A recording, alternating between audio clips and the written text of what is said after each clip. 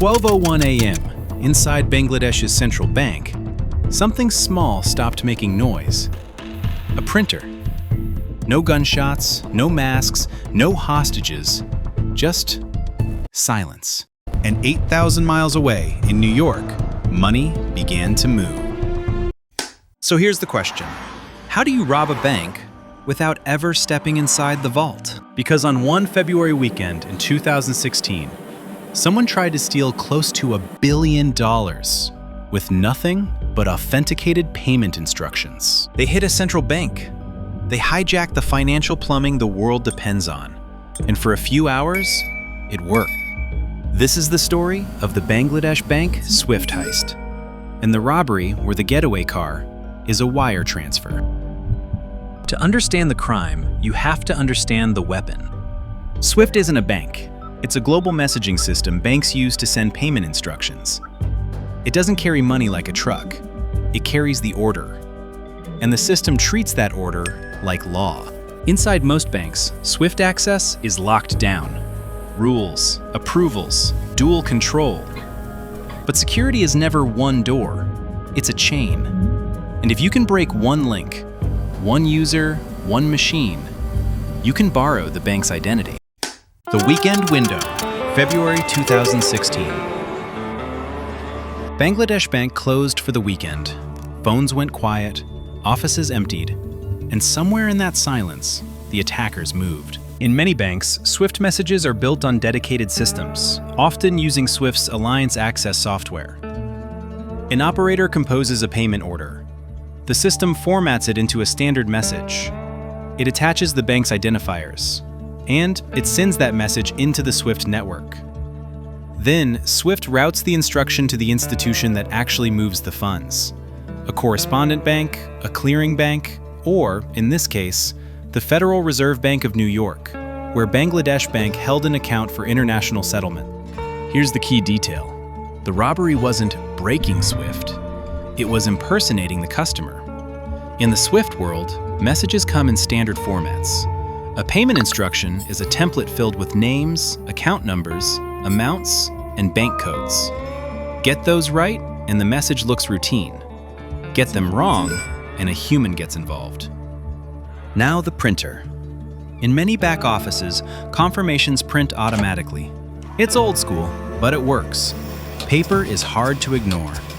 In this case, researchers described custom malware that could tamper with the Swift environment, altering local records, intercepting confirmation messages, and even interfering with the printer, so alarms never arrived on time. Once the curtain was in place, the orders went out. About 35 fraudulent payment instructions were issued.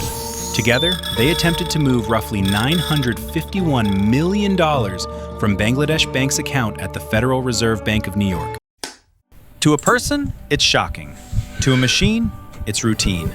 A valid instruction arrives, funds are routed, balances update, and the world keeps turning. The money was directed outward, to the Philippines, and to a target in Sri Lanka. Dhaka, New York, Manila. Dhaka, New York, Colombo. And notice the strategy. Not one giant transfer, dozens of them. A burst designed to overwhelm the humans who might ask, is this normal? Because the real race isn't against a firewall. It's against a suspicious employee with enough time to make a call. And the call did come. One instruction was headed to the Shalika Foundation in Sri Lanka, except the message misspelled foundation as Fandation. That typo triggered questions. A routing bank asked for clarification, and in banking, clarification means delay. Imagine the moment it was spotted. A compliance officer or back office clerk scrolling through a sea of routine instructions when one word suddenly looks wrong. In a world built on templates, the smallest anomaly stands out. So the banker does what the system is designed to encourage. They hesitate. They ask a question. They request clarification on the beneficiary. That pause matters. Because a cyber heist like this doesn't win by being perfect. It wins by being fast. And as the question traveled back through routing banks and review queues, it bought the defenders what they needed most: time. While the attackers waited, more red flags flashed. Too many instructions, too much money, too unusual for a single weekend. Most of the instructions were stopped for manual review, but not all of them. A handful slipped through, enough to turn a near billion-dollar attempt into a real, irreversible loss. Roughly $101 million moved. $20 million aimed at Sri Lanka was ultimately recovered, but $81 million made it into the Philippines. By the time Bangladesh Bank realized what was happening, the robbery had already crossed oceans. The usual paper trail was missing. No printouts on the desk, no stack of confirmations to trigger a panic. So the response became frantic and manual. Phone calls, urgent messages, pleas to halt anything that hadn't settled yet. But in global finance, stop isn't a button. Once money clears, reversal is a negotiation. And every minute that passes turns certainty into guesswork. Now the robbery becomes a chase, because the attackers didn't just send money, they prepared a landing zone. In the Philippines, the funds landed at RCBC's Jupiter Street branch, not into corporate accounts, into personal accounts with ordinary-sounding names. Alfred Vergara, Michael Cruz, Enrico Vasquez, Jesse LaGrosas. Identities investigators later said were fictitious. Those accounts weren't created overnight. Reports say they were opened more than a year earlier, left dormant, waiting for a single, precise moment to wake up. From there, the money moved in tranches, through intermediaries, brokers, and cash-outs. A Reuters report described $30 million converted into banknotes, so heavy it would weigh around 1,500 kilograms. A cybercrime turning into a logistics operation. Then, the laundering.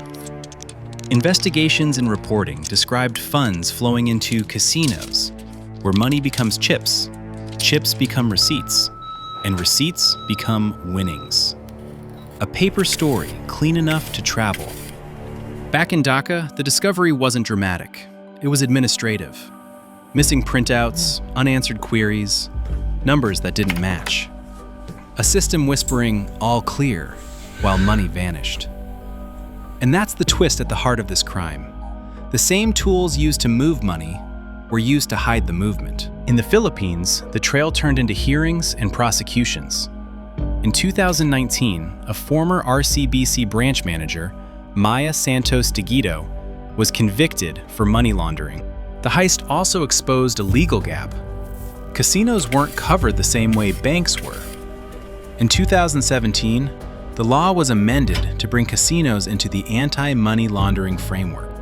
After Bangladesh, SWIFT launched the Customer Security Program, a push to standardize controls, audit security, and harden the endpoints where attackers break in.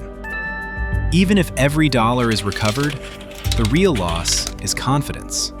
Because the world doesn't run on cash. It runs on belief. Belief that the message is authentic, that the ledger is truthful, that the printer will scream when something is wrong. That night, the thieves didn't just take money. They stole certainty. And certainty is the hardest thing to get back. For the people who trust. And that's why we end where we began, with a printer. A boring machine that failed at the worst moment and revealed something the world didn't want to admit.